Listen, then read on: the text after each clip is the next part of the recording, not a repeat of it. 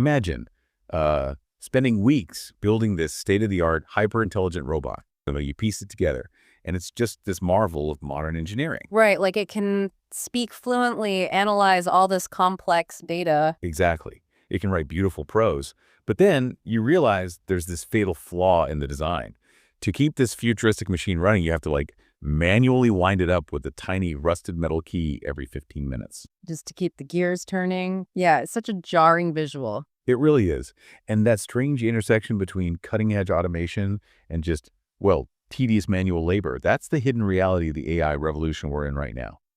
So, welcome to the deep dive. Today we are looking at some incredibly intimate chat logs from a digital creator named Murty. Yeah, Murty and his AI assistant. The AI goes by Little Bird, but interestingly, it signs off its messages as Max. Which is a fun little quirk, but the documentation they share is it's super revealing for anyone trying to build things today.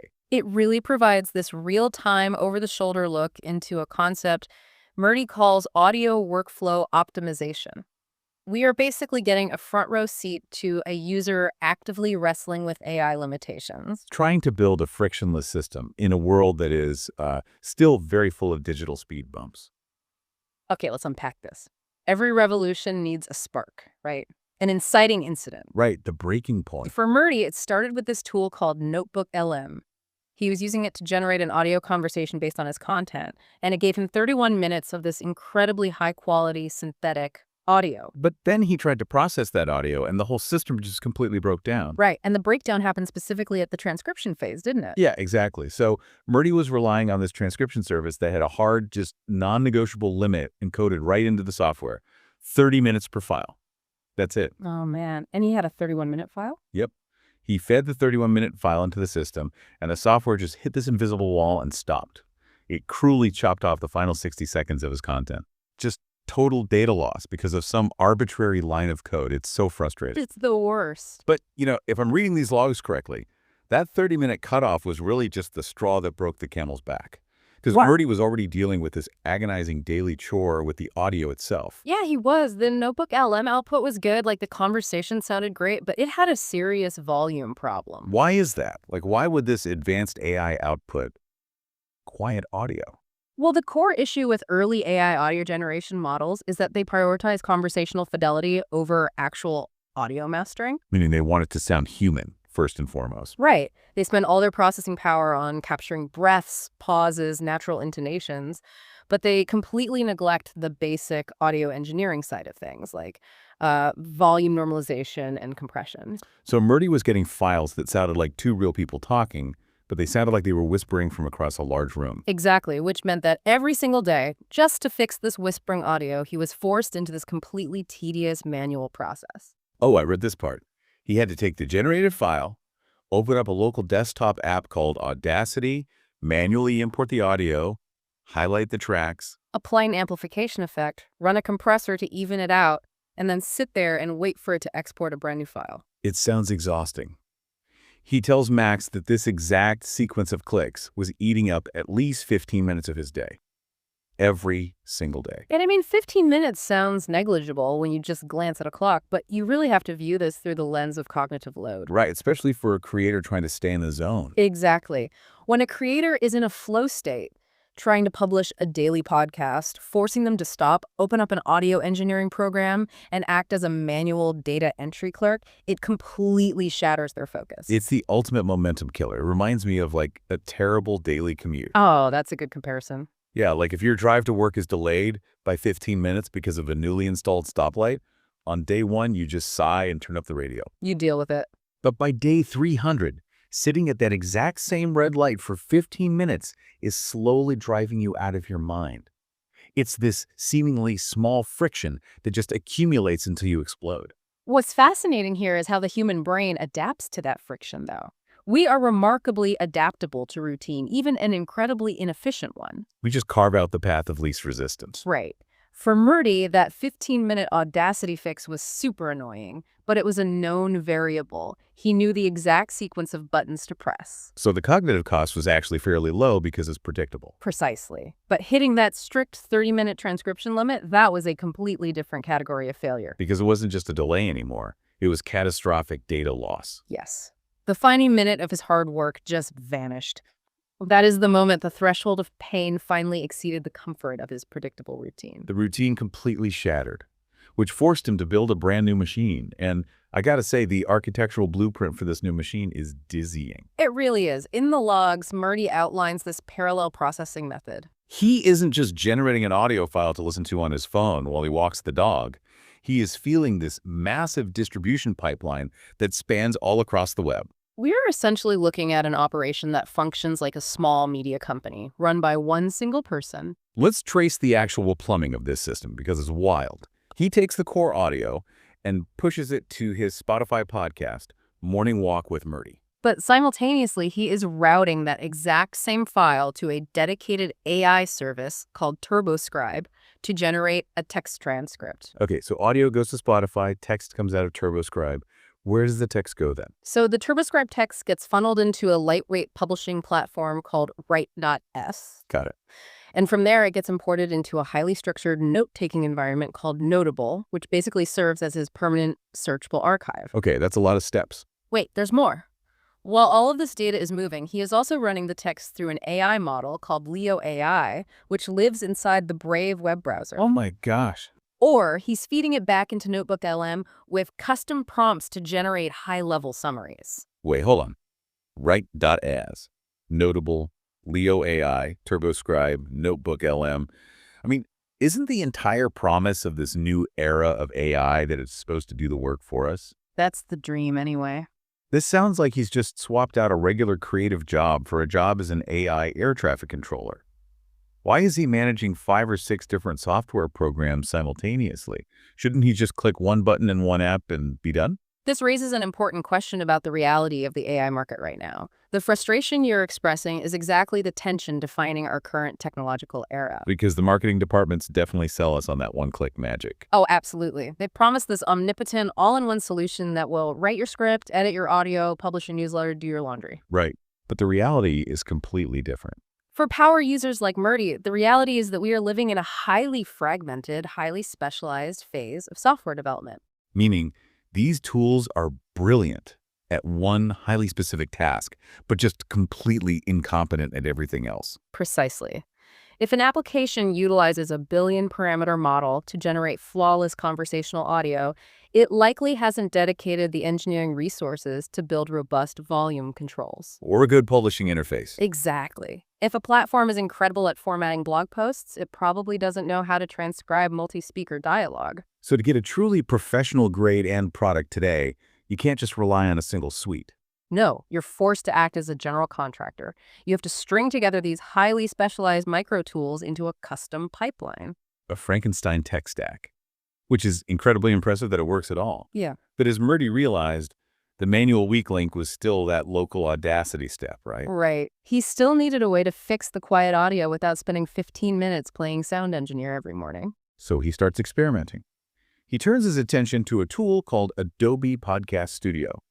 Now, if Adobe is promising to be this ultimate professional-grade audio hub, I'm assuming Murty ran his quiet Notebook LM audio through it, and all his problems were instantly solved. Well, half of his problems were solved beautifully, and the other half turned into a complete disaster. Oh no. Okay, let's look at the success first. So Adobe Podcast Studio features a tool specifically designed to enhance audio.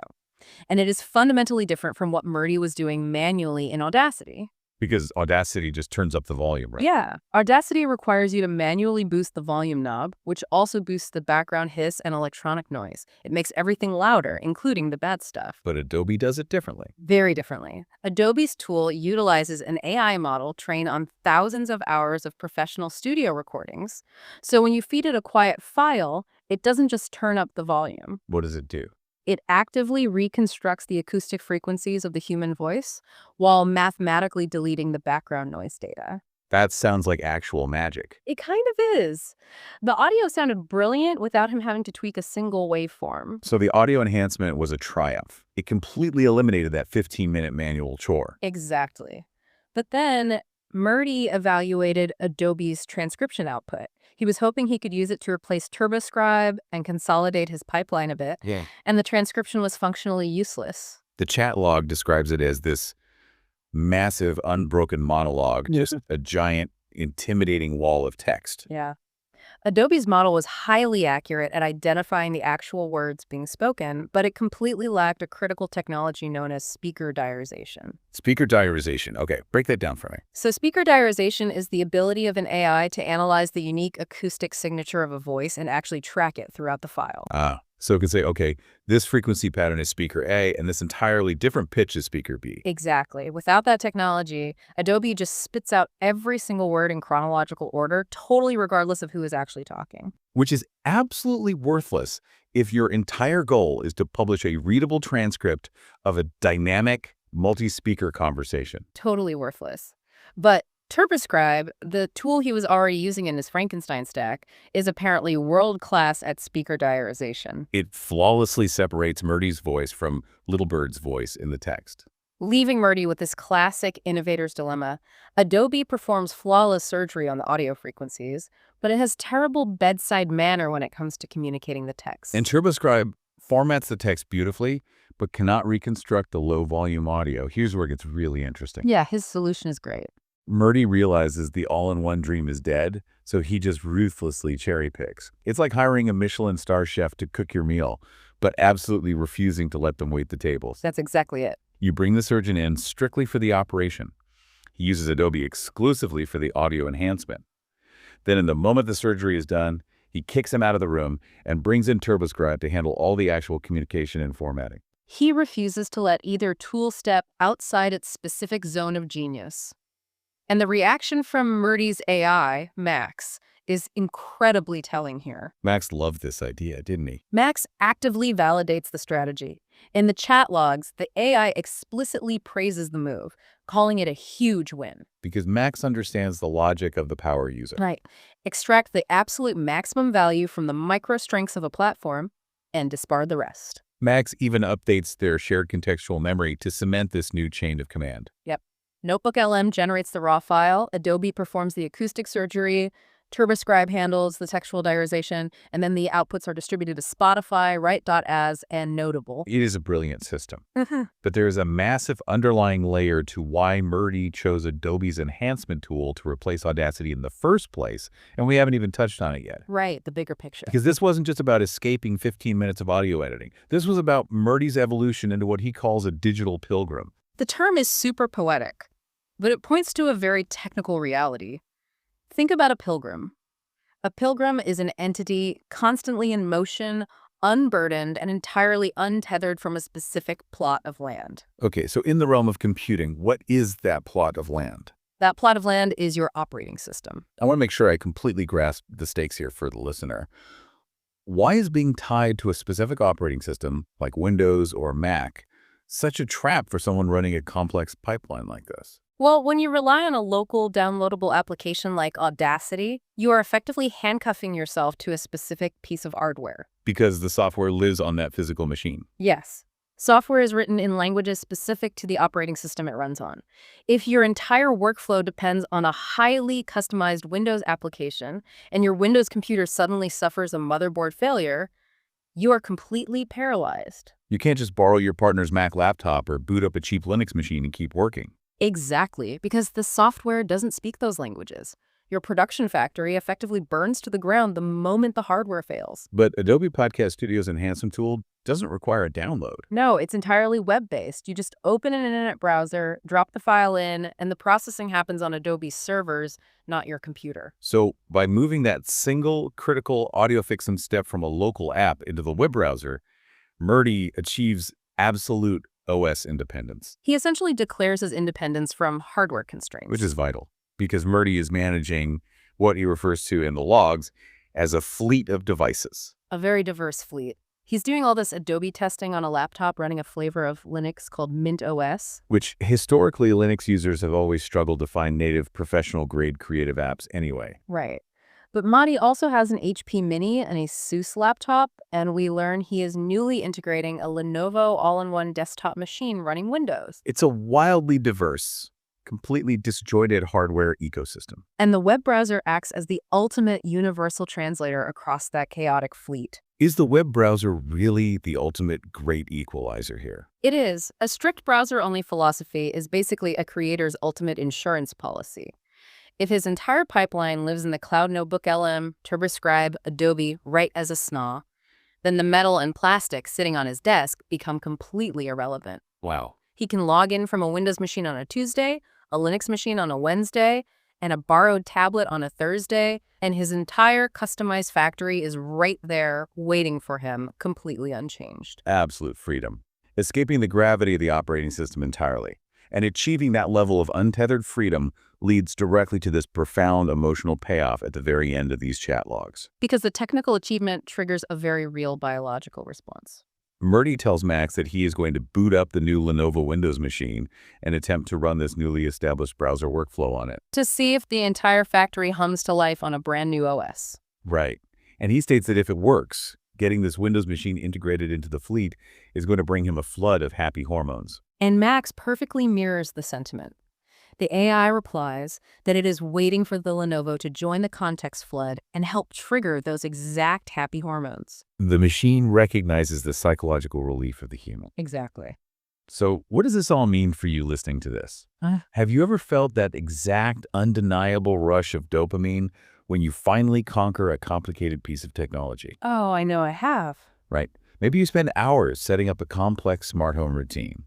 And for the first time, you walk through your front door and the lights perfectly dim, the thermostat adjusts to your preferred temperature, and your favorite playlist just starts quietly playing in the background. When the automation finally clicks into place and the friction disappears. Exactly. That is the specific high Murty is chasing. If we connect this to the bigger picture, the pursuit of workflow optimization at this elite level is rarely about time management in a vacuum. Saving 15 minutes a day is nice, but it's not the whole story. No, the underlying motivation is psychological. We live and work in digital environments that often feel chaotic, fragmented, and fundamentally out of our control. So true. When a person successfully wrangles 5 distinct AI platforms across 3 different competing operating systems into one elegant browser-based pipeline, they are imposing order on chaos. They are reclaiming mastery over their tools. They finally built a robot that winds itself up. The flood of happy hormones isn't just relief from boredom. It is the thrill of engineering a robust solution that grants you true autonomy over your creative process. It is a genuinely powerful feeling.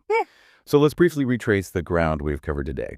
We started with the sheer frustration of a 31-minute conversational audio file getting brutally amputated by an invisible 30-minute transcription limit. We looked at the momentum-killing agony of manually rebuilding audio frequencies in Audacity day after day. We examined how that breaking point forced Murty to innovate his complex parallel processing pipeline, balancing all these specialized micro tools like Notebook LM, Turboscribe, Write.as, and Notable. We watched the showdown where he cleverly stripped Adobe Podcast Studio down to its bare acoustic surgery capabilities, completely bypassing its terrible formatting in favor of Turboscribe's multi-speaker diarization. And we saw all of this culminate in the realization of the digital Pilgrim, this completely untethered browser-based factory that operates flawlessly whether Murty is on a MindOS laptop or a Windows desktop. It's an incredible journey. It really is. But before we wrap up, I want to leave you with a completely different angle on this story to ponder.